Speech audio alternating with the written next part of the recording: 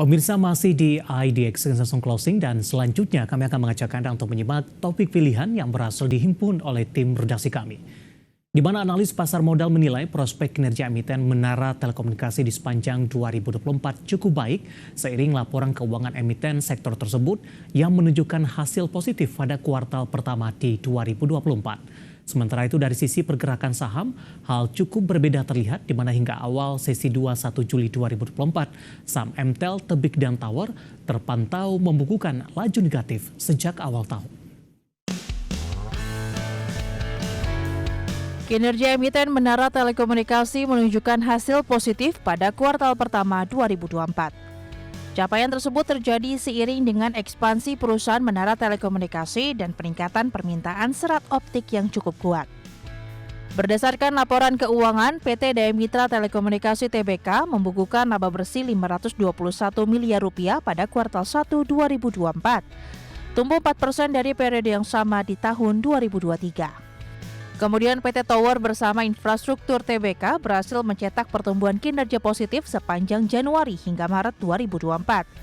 Pendapatan dan laba bersih Tower bersama kompak tumbuh sekitar 5%, di mana perseroan berhasil mengantongi pendapatan sebesar Rp1,7 triliun. Selanjutnya PT Sarana Menara Nusantara Tbk membukukan laba bersih sebesar Rp797,38 miliar sepanjang 3 bulan pertama tahun 2024, meningkat sebesar 5,9% year on year. Sementara itu dari sisi pergerakan saham ketiga emiten tersebut terpantau membukukan laju negatif secara year to date.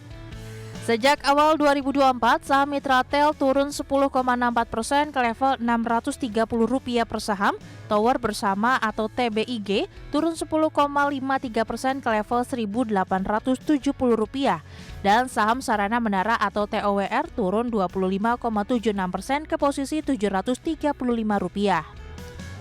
Terkait prospek emiten Menara Telekomunikasi, Head of Equity Research Kiwum Sekuritas Indonesia Soekarno Alatas mengatakan, secara umum prospek kinerja perusahaan Menara Telekomunikasi pada tahun 2024 masih positif.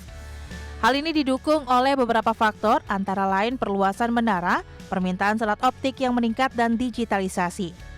Meski demikian, terdapat beberapa sentimen negatif yang perlu diwaspadai, seperti kenaikan suku bunga mengingat rasio utang tinggi. Menurut analis, kenaikan suku bunga Bank Indonesia dapat meningkatkan beban bunga perusahaan sehingga menekan laba bersih. Sementara itu, analis Mirai Aset Sekuritas Indonesia Won Jung Hoon mencermati bahwa kinerja perusahaan Menara Telekomunikasi masih berpotensi untuk tumbuh positif di tahun ini. Berbagi sumber, IDX Channel.